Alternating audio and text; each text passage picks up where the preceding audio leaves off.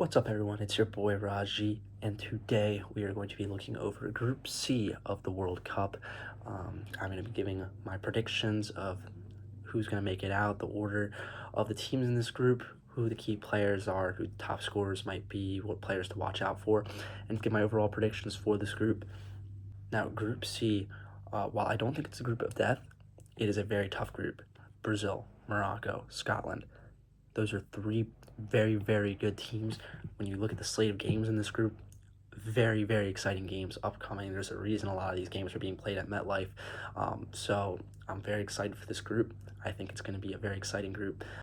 Now, starting off with Brazil being led by Don Carlo Ancelotti. That's a great manager. Very happy that he moved over to the international stage. It's going to be exciting to see what he does. Obviously, this is the favorite of this group, and no surprise to anyone about that. This is a powerhouse team. Alisson in goal, one of the best attacks in the World Cup, and people don't even talk about it. Obviously, everyone talks about that French attack a lot. The Brazil attack is great too. You're gonna have Rafinha, Vini Jr., Mateus Cunha, Neymar. Thank God Neymar made the team. So happy to see Neymar get called up. One of my goats. So it's great to see him getting called up. And also, props to Carlo Ancelotti for calling up guys like Endrick, who, very much on the young side. Maybe haven't had standout years, even though Endrick did have a great year at Lyon. It's good to see him get called up. Now, I am very confused how João Pedro gets left off this squad for guys like Luis Enrique and Ryan. That to me is crazy because João Pedro is the leading goal scorer for Chelsea in the Premier League, had a great season. So yeah, a little interesting about that decision. And also Brazil missing Esteval because of injury. Esteval was incredible as well. That's a decent loss. But again, when you've got guys like Rafinha and Vini leading your attack, even though Vini has been terrible for Brazil, and I think he will continue to be terrible for Brazil. Rafinha up there is going to be huge. They've got a great midfield. Lucas Paquetá coming back, Casemiro coming back, Bruno Guimaraes from Newcastle. It's a good midfield. I think the biggest problem for Brazil is going to be their left and right back. Obviously, the center back pairing of Gabriel and Marquinhos is incredible. What is going to happen on that left and right back? The flanks are definitely going to be exposed for Brazil there. I think that's the weakest part of the team. So we'll see if any of the teams like Morocco or Scotland will be able to exploit that. But again, this is a very, very tough Brazil team, and they're the favorites to come out of this group for a reason. Next up, we've got Morocco. Obviously, the Cinderella story of the last World Cup, making it all the way to the semifinals, being one of the first African teams, maybe the first African team in a while to make it to the semifinals. And again, this year they're coming back, and now they're not coming as a Cinderella story. They're coming as one of the teams to watch in this World Cup. This Morocco team is even better than what they brought in 2022. Obviously, they just made the AFCON final where they lost. Anybody that says Morocco is the AFCON champs, pretty crazy. Morocco lost that final. But again, they're one of the top two teams out of Africa coming to this World Cup. Brahim Diaz, incredible player, going to be looking to bounce back after that final, and I expect him to have a great World Cup and group stage campaign. Hakimi, leader of this team, going to be running down that right flank, playing right back, coming up all the way through right wing. He's going to be huge. And also guys like Mazraoui will be important. Ayoube is a great call-up for this Morocco squad. Young guy, could be an X factor for the team. And then obviously you've got Bono in goal. He is going to be a brick wall. I don't really see many problems for him. I think he's going to show up and show out for Morocco. So this is going to be a very interesting Morocco team. They're in a tough group. Brazil and Scotland, two teams you cannot, look over, especially Scotland. So I'll be very interested to see what Morocco does in this group. It's going to be very exciting.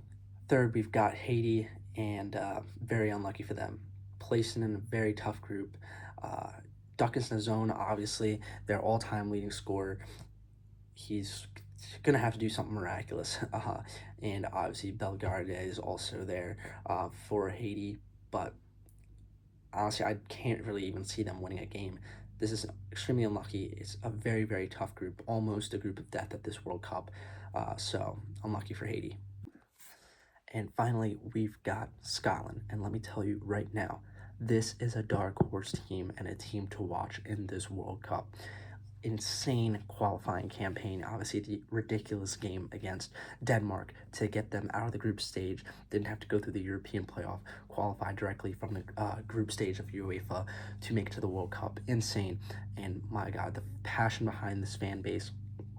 This is a team to watch. Obviously, you've got guys like John McGinn, just won Europa League over with Aston Villa. You've got veteran leader Andy Robertson. Now you've got one of the heroes of the qualifying campaign, Kieran Tierney, Kenny McLean in the middle, and of course, the pride of Napoli, Scott McTominay. What a player he is! What a player he's been for Scotland, showing up every time Scotland need him. And he's going to do it at this World Cup. I love Scott McTominay. I love this Scotland team. This is absolutely a team to watch in this World Cup. Now, looking over at the overall slate of games, I said earlier in the video, the slate of games, and for this group, it is cinema. And there's a reason a lot of these games are being played in New York, in MetLife. Opening up the group play, Brazil-Morocco, off the bat. What a game that's going to be. Obviously, Brazil is favored, very, very star-heavy team, but Morocco, again, such a deep squad, a team that plays very well together. The African teams they're scary teams, but that's not all. You've got Scotland versus Morocco, Scotland versus Brazil, Morocco versus, these are incredible games to watch, very exciting. These are good teams going up against each other, and this group, well, I don't think it's a group of death, very, very, very tough group. I think Brazil can get the job done against Morocco. I think they can get the job done against Scotland. And obviously, they should be able to get the job done against Haiti. Morocco, Scotland, I think that's going to decide second and third place in this group. Who can come out on top in that game? Again, don't sleep on Scotland. I think Scotland can win that game against Morocco. This team obviously gives up a lot of goals, but they also score a lot of goals. They're one of those teams that it's just back and forth. They'll score late winners on you. Scotland is a team to watch. Unfortunately for Haiti, it looks like they're going to be the punching bag in this World Cup. I think all three of Morocco, Brazil, and Scotland should be able to easily go through Haiti. The rest of the group is going to be decided by the games they play against each other. And it's going to be very interesting. It's going to be a great group, and I'm excited to watch it. Now, for my predictions for this group, topping the group, I have Brazil. Number 2, though, I have Scotland. I said it. Scotland is one of the dark horse teams to watch in this World Cup. I really, really like this Scotland team, and I think they can edge out Morocco in their game against them on Friday, June 19th, and make it to the second place, get out of the group. Now, third place, I do have Morocco, but I think Morocco will be one of the best 8 third place teams and make it to the round of 32. Fourth, obviously, I have Haiti. Now, who are the guys to watch in this group? 1, Scott McTominay. That guy, if he is on, Scotland can easily get out of this group, and dare I say, shock the world and maybe top this group. It's going to be tough to beat Brazil, but I love Scott McTominay. I think he's going to be huge for Scotland, and I think he's going to be a big-time performer in this group. You want to bet on someone to be the leading scorer in the group, you bet on Scott McTominay. Second, Brahim Diaz. If Morocco wants to come out of this group, if they are indeed third, they're going to need goals. Brahim Diaz is going to be the guy up top to do that. He's going to have Hakimi passing to him. Hakimi is going to be running that whole right flank. Look for Brahim Diaz.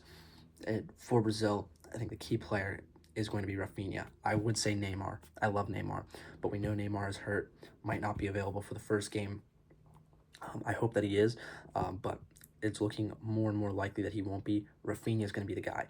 Anyone that thinks Vini Jr. is the guy for Brazil, wrong. When has Vini Jr. ever showed up for Brazil? Rafinha is the guy in that attack. Look for Rafinha. I also don't really know what Brazil is actually going to run, but look for Endrick to be an X factor. If Carlo Ancelotti is going to use Endrick, he could be a guy that really is a game changer for Brazil. But Brahim, McTominay, and Rafinha, those are my guys to watch in this group. All right, those are my predictions for Group C. Let me know what you guys think below. Do you think Brazil is going to top the group? Do you guys think as highly of Scotland as I do? I really think Scotland is the team to watch out of this group, and I think they can go farther than a lot of people think, maybe even a quarterfinal run. So let me know what you guys think about Scotland down below. And yeah, thanks for watching. Stay tuned. A lot more groups to cover.